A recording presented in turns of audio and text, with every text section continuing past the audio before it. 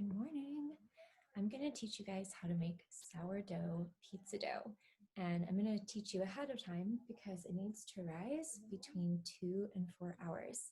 But here's a pro tip. If you like your pizza dough really sour, like tangy and very characteristic, lots of San Francisco sourdough, really sour deliciousness, like I do, make your pizza dough a couple days ahead of time. Keep it in the fridge. And as it slowly rises in the refrigerator, it'll develop a ton of flavor. So check this out.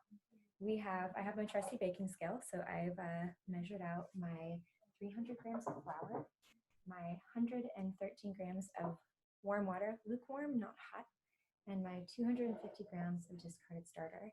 And I'm going to do a teaspoon of salt at the end. So let me show you how this goes down. First things first, I'm going to add my water and my starter to the bowl. And I really want to break up the starter in the water. It's a lot of sourdough starter. If you have a sourdough starter and you've been feeding it, this is like a little bit more than 1 day's discard. So you might have to save up a little bit for this recipe. I always like to keep some in my fridge. And I'm going to just kind of break that up a little bit. This is an excellent opportunity to feed your starter. No matter what recipe you're making, make sure that you always keep at least 4 ounces of starter to feed to perpetuate your starter so that it doesn't die with your sourdough pizza. So once this is broken up really well, I'm going to add, this is just plain all-purpose flour. You do not need fancy flour for this. However, if you have fancy flour, you're welcome to use it. Pizza flour or pasta flour is called 00 flour, and sometimes you can find that at bakery supply stores or like your local bakery. My local bakery actually sells it. But I just want to make this with good old-fashioned all-purpose so that we can all be on the same level playing field together. The playing field that has pizza on it. That's a good playing field. It's a field I would like to play on. Oops. Okay, so I'm going to stir this the best that I can.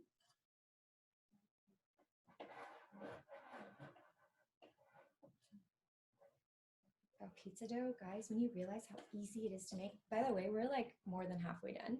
When you realize how easy it is to make, you're going to just want to make it all the time. This is a great thing to do with kids too. So I'm going to add about a teaspoon of salt to my dough. About a half a teaspoon will sit in here. And I'm going to stir that in really well.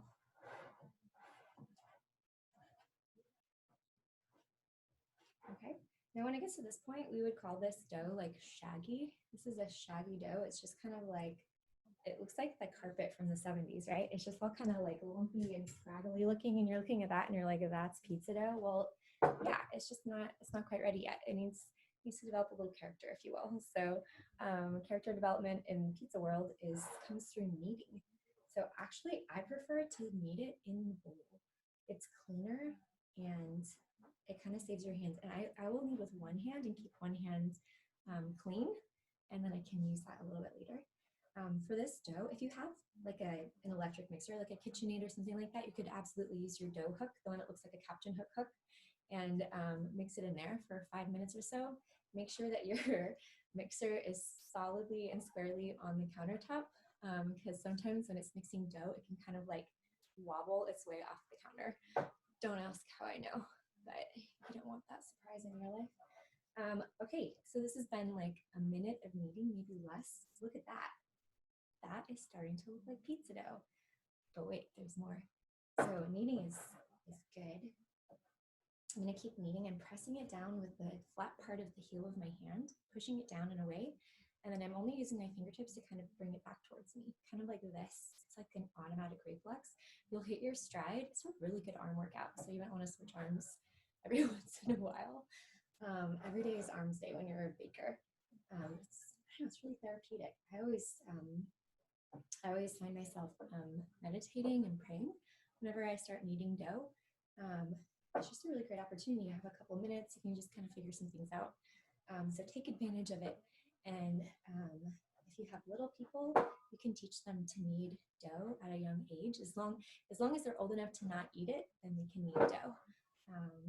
So that's a fun workout for them too. And if they've ever played with Play-Doh, it's really similar. The only thing you don't want to do is you don't want to squeeze like this with your fingertips. that creates a really short, tight gluten structure, and that's not going to give you the best texture. So as long as you teach them to knead this way, the heel of their hand, and they can be great little helpers. Child labor, make your own pizza. Plus, it's really fun for them to see where their food comes from. And most kids, most people like pizza, right? So if you teach them to make it, it's a great life skill.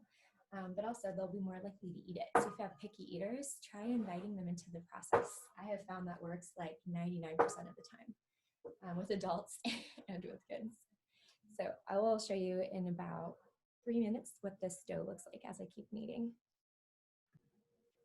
Okay, now when your dough is almost ready, you want to make sure you have a nice clean, dry bowl, and you're going to spray it with either some hand spray, if you have a little bit of like oil, like olive oil, and spread it around with a paper towel, clean one.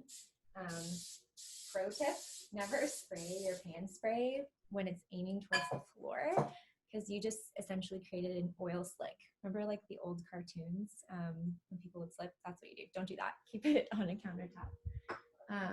Now, how do you know, and you got some plastic wrap nearby, a lot of people ask, how do you know when your dough is ready? Well, it's an excellent question.